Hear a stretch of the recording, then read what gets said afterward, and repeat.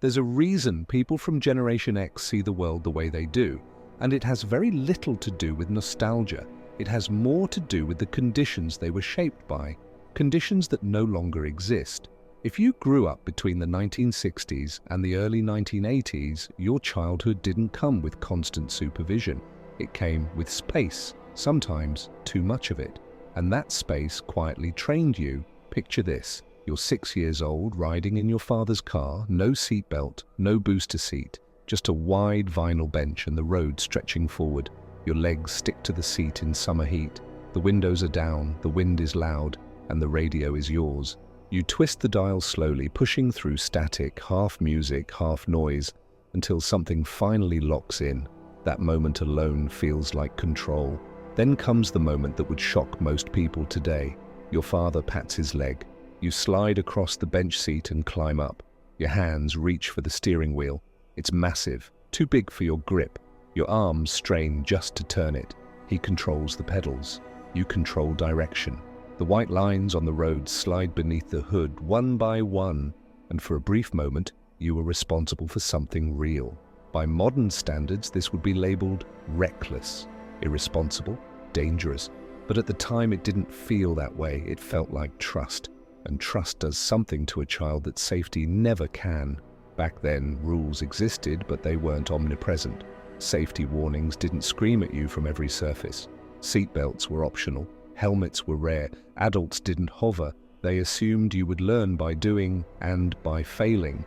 And failure came early. You fell off bikes. You scraped knees.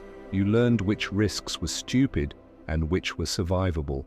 Pain wasn't dramatized. It wasn't analyzed. It was simply part of the feedback loop. Do that again, and it'll hurt again. Adjust accordingly. What no one explained at the time was that this wasn't just about toughness. It was about calibration. You were learning how the world actually worked, not how it was supposed to work in theory. You weren't constantly told how special you were. You weren't asked how you felt about everything. Most of the time, no one asked anything at all. And strangely enough, that absence built something solid. You learned to entertain yourself, to solve problems without guidance, to sit with boredom long enough for imagination to wake up. You learned patience not because it was praised, but because there was no alternative. This is where the philosophical divide begins. Generation X didn't grow up protected from reality. They grew up inside it. And when you're introduced to the real world early, without filters, without padding, you develop a very different relationship with authority, risk, and responsibility. That difference didn't make them better. It made them skeptical, and that skepticism would follow them into everything that came next. Your mum pulls into the car park, turns off the engine, and looks back at you. Wait here, I'll only be 5 minutes. She disappears through the automatic doors. 5 minutes stretches into 10. 10 becomes 20. You sit there alone, watching strangers pass by. You fog up the window with your breath. You trace shapes in the condensation. You imagine stories about the people pushing carts past the car. No phone, no screen, no way to check in. Today, safety looks like a notification. A green dot moving across a map, a message that says, "I'm here." But back then, safety wasn't something you checked. It was something you sensed. You learned to read the world quietly. You noticed tone, movement, timing. You knew the difference between normal and wrong without being told. You built an internal compass in a supermarket car park while your mother shopped for groceries. And once that compass existed, the neighborhood opened up. It wasn't just a row of houses anymore. It was territory, yours. There was the patch of woods at the end of the street, the empty lot behind the shops, the half-finished construction site everyone pretended not to see. Today, these places would be fenced off and labeled dangerous. Back then, they were invitations. You and your friends spent entire afternoons there, building something out of nothing. Scrap wood, old carpet dragged from the curb, milk crates borrowed from behind the store. No instructions, no adult supervision, just trial and error. You learned quickly that gaps in the roof meant rain inside the fort. You learned how heavy plywood really was. You learned how to pull a nail with the back of a hammer and how to swear quietly when a splinter buried itself under your skin. You came home dirty, scraped, exhausted, but proud, because you hadn't just played, you had built something, a place that belonged to you, a small world where rules were negotiated, not enforced. And that's where another lesson happened, one no adult ever formally taught. There was no referee in the woods, no parent to settle disputes. If someone wanted the best spot in the fort, you argued it out. If two people clashed too hard, the game ended and everyone went home unhappy. So you learned to compromise, or to stand your ground, or to walk away when it wasn't worth it. Social skills weren't explained. They were forged under pressure. Then there was the bike. The bike wasn't a toy. It was freedom on two wheels. You customized it endlessly. Playing cards clipped to the spokes to make engine noises, electrical tape wrapped around the handlebars, maybe a banana seat if you were lucky. You knew every shortcut, every alley, every hill worth racing down. You didn't text your friends. You looked for the pile of bikes dumped on a lawn. That was the signal. Something was happening. You followed sound, instinct, and sunlight, not a map. And sometimes it went wrong. You flew down a hill, feet off the pedals, feeling unstoppable. The front tire hit a rock. You went over the handlebars. Gravel tore into your palms. Blood ran down your leg. You limped home, walked through the door. Your mum looked at you once and said, "You're fine. Wash it off and go back outside." So you did. And you wore that scab like a badge of honor. No pads, no helmets, no lectures. And when you played with the neighborhood kids, you didn't just share toys, you shared germs. You'd walk into a living room packed with kids you barely knew, all of them gathered around one unlucky child covered head to toe in red, itchy spots. This wasn't an accident. It was intentional. This was a chickenpox party. The goal wasn't to avoid getting sick. It was to get sick on purpose, catch it once, build immunity, move on. The adults stood in the kitchen drinking coffee, chatting calmly, while their kids shared cups, toys, and air with someone who was openly contagious. Looking back, it sounds absurd, even reckless, but the underlying message was clear. Discomfort wasn't the enemy. Fragility was. You learned early that being hurt and being damaged were not the same thing. That distinction mattered, and it quietly shaped how you faced the world. Pain wasn't something to panic over. It was something to pass through. That mindset didn't stop at scraped knees or itchy rashes. It extended into how you related to the things around you. The physical world wasn't sealed off from you. It was accessible. The objects you owned weren't mysteries. They were understandable. When your bike chain slipped or your tire went flat, you didn't wait for someone else to fix it. You flipped the bike upside down, balancing it on the handlebars and seat. You got grease on your hands, black streaks on your shirt. You worked the chain back into place by feel. You learned how tight was too tight, how loose was useless. You learned the language of tools before you learned the language of self-expression. By the time you were 10, you weren't just riding the bike, you were maintaining it. That attitude was everywhere. You watched your dad with the hood of the car open on a Saturday morning. He leaned over the engine with a trouble light, and you stood beside him holding the flashlight. You didn't fully understand what he was doing, but you learned the names of things: alternator, spark plugs, carburetor. Machines weren't magic, they were systems. When the television started flickering or the VCR tracking went fuzzy, you didn't call anyone. You gave it a firm tap on the side. You climbed behind the heavy cabinet, dust in your nose, untangling red, white, and yellow cables. And more often than not, the picture snapped back into focus. You learned something subtle but powerful. Broken didn't mean hopeless. If something failed, it was your responsibility to investigate, to try, to experiment. That built a specific kind of confidence, quiet, grounded, and physical. You didn't feel helpless when things went wrong. You assumed that with patience, basic tools, and persistence, you could figure it out. Today, if a phone stops working, it gets replaced. Back then, your instinct was to look under the hood. But while you were encouraged to be tough outside, you learned very quickly that inside the house, rules were not optional. If you talked back at the dinner table, consequences arrived fast, sometimes before you finished the sentence. The scrape of a wooden spoon sliding out of a drawer was all the warning you needed. Some parents used spoons, some used belts. This isn't about justifying or condemning it. It's about understanding the environment. Boundaries were real, authority was immediate, and you learned how to read a room before pushing your luck.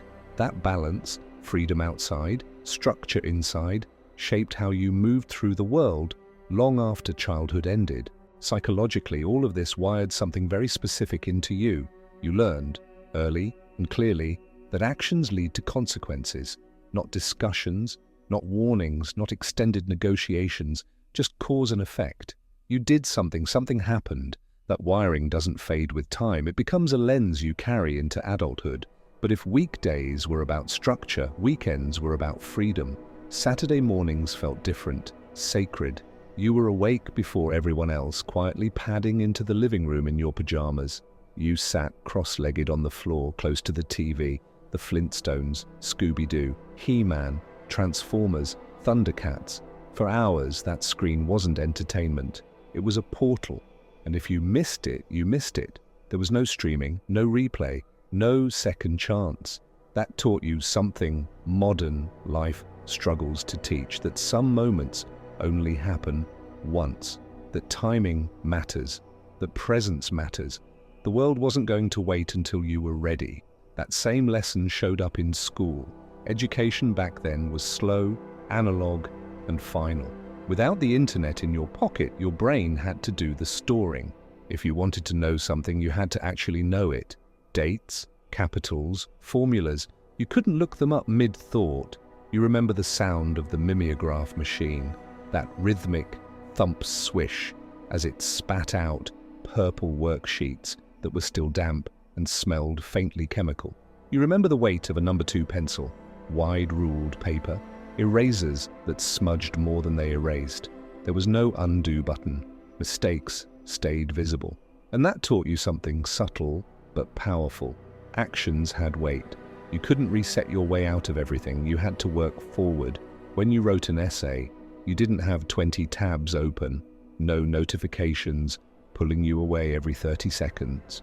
You had your notes, your textbook, and your own thoughts. You learned how to follow a single idea all the way through. While today's world trains the skim, you were trained for depth. Then there was the library. Research wasn't instant. It was physical. You stood in front of a wooden card catalogue, pulling out narrow drawers, flipping through thousands of typed cards. Information cost something. Time, effort, movement. And because you worked for it, you valued it. Outside the classroom, you were learning another system entirely, the social one. Before the internet turned identity into a profile, the mall was your social network. Being dropped off with $10 in your pocket wasn't about shopping, it was about presence. You walked the circuit, food court, record store, arcade. Every lap was a lesson in reading people. This was physical identity. You wore your tribe, band shirts, flannel, scuffed boots, windbreakers. And the catch was simple, you had to back it up in person. No hiding, no curated feed. If you claimed an identity, you had to live it. As you got older, independence took on a sharper edge. It wasn't just where you could go anymore, it was what you could earn. Your first job wasn't a resume line, it was exposure. The paper route, waking up before dawn, folding heavy newspapers on a cold garage floor, slipping them into a canvas bag that weighed almost as much as you did, riding through empty streets, learning weather, memory, and consistency. Once a month, you knocked on doors, looked adults in the eye, asked for payment. You learned accountability fast, and if you didn't have a route, there was fast food or the grocery store. No touchscreens, no automation, mental math, jammed registers, real pressure. You learned the value of money because you felt the cost of earning it, one shift at a time. You were handed a physical paycheck, real paper, ink, weight. You folded it, put it in your pocket, and walked it into a bank. You stood in line, you waited. You felt that money before you ever spent it. That process did something to you. It made effort tangible. It built a quiet grit that stays with you long after the job itself disappears. You learned how to get things done when no one was watching. Then came the teenage years and a kind of freedom that barely exists anymore. You were a latchkey kid, a house key on a string around your neck. You let yourself into an empty home.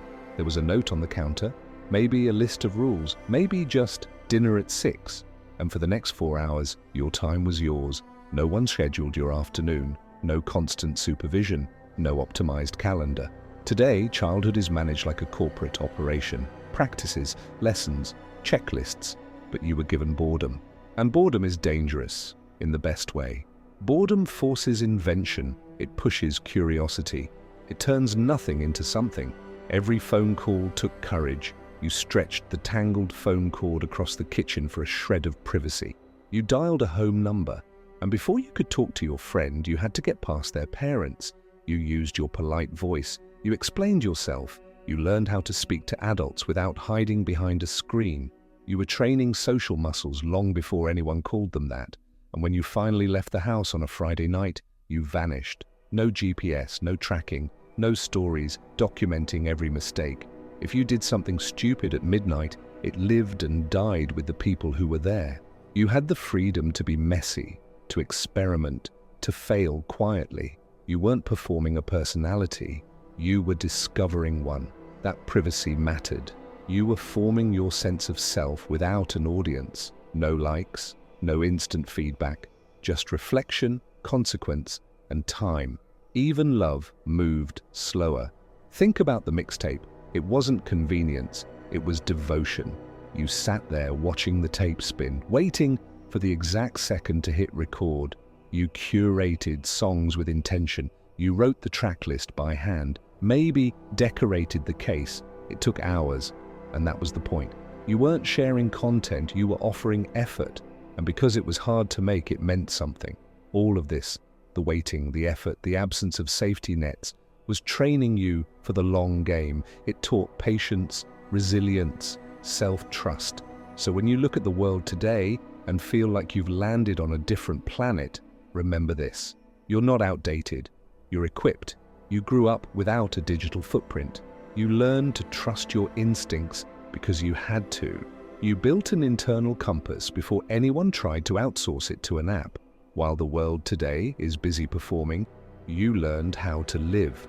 And that quiet strength, the kind forged without applause, has been guiding you ever since the first time you wrapped your hands around that steering wheel and felt the weight of real responsibility. You've been navigating your own path ever since.